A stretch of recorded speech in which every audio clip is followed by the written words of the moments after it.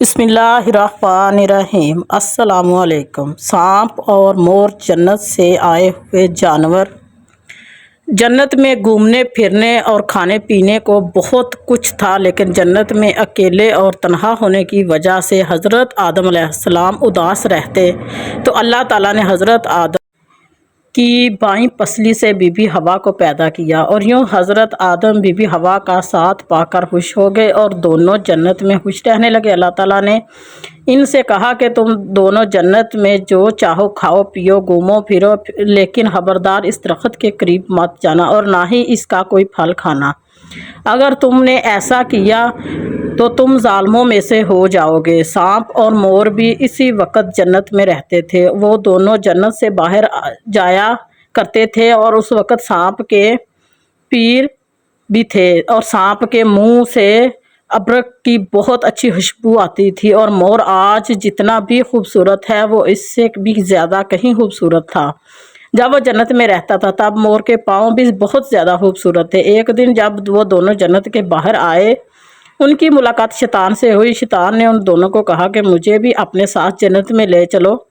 ان دونوں نے جواب میں کہا کہ ہمیں اللہ تعالیٰ کا خوف ہے، کہ اس بات کا ڈر کہ تمہیں اپنے ساتھ جنت میں لے جاتے ہوئے ہمیں کوئی دیکھ نہ لے، اس لیے ہم تمہیں اپنے ساتھ جنت میں نہیں لے جا سکتے۔ شیطان نے انہیں اپنی دوستی کا واسطہ دیا، ہم جنت میں ساتھ رہیں گے، مجھے بھی جنت میں لے چلو۔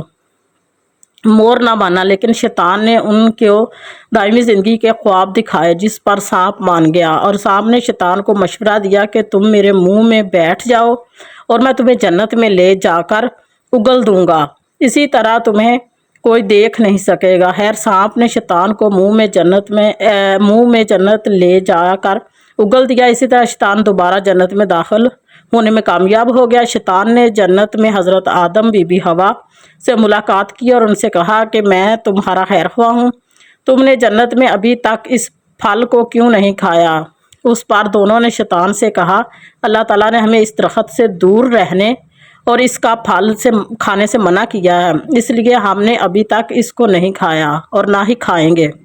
جب حضرت آدم سو گئے تو شیطان اماں حوا کے پاس آیا اور انہیں بہکانے لگا، اور اللہ تعالیٰ نے تمہیں پھل کھانے سے اس لیے منع کیا ہے کہ کہیں وہ پھل کھانے کے بعد تم نہ مرنے والے بن جاؤ گے اور ہمیشہ کے لیے جنت میں رہنے لگو گے۔ حضرت بی بی حوا نے شیطان کے بہکاوے میں آ کر اس درخت کا پھل کھا لیا۔ حضرت آدم سو کر اٹھ گئے تو بی بی حوا نے انہیں بھی اس درخت کا پھل کھانے پر مجبور کیا، اور وہ پھل حضرت آدم کو بھی کھلا دیا۔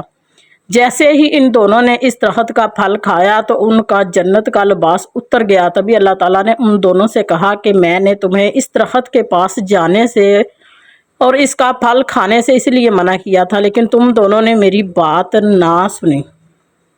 نہ مانی اور اس درخت کا پھل کھا لیا، اپنی جان پر بہت ظلم کیا۔ تبھی حضرت آدم اور بی بی حوا کو اپنی غلطی کا احساس ہوا، اور انہوں نے اللہ تعالیٰ نے انہیں غلطی کی معافی مانگی۔ اللہ تعالیٰ نے انہیں معاف فرما دیا اور ان دونوں کو جنت سے نکال کر زمین پر بھیج دیا، اور فرمایا زمین پر ایک خاص وقت تک تمہارا ٹھکانہ ہے اور تم زمین پر ہوں گے۔ اللہ تعالیٰ نے شیطان کو جنت میں لے کر آنے پر مور کی خوبصورتی چھین لی، اور جن پیروں سے وہ شیطان کو جنت میں لے کر آیا تھا انہیں بدصورت بنا دیا، اور جس سانپ نے مور کو شیطان کی مدد کرنے کا مشورہ دیا اللہ تعالیٰ نے اس کے منہ سے ابرک کی خوشبو چھین لی، سانپ کے منہ میں زہر بھر دیا، اور سانپ کی ٹانگیں چھین کر مور اور سانپ کو جنت کی اس خوبصورت جگہ سے ہمیشہ کے لیے نکال دیا۔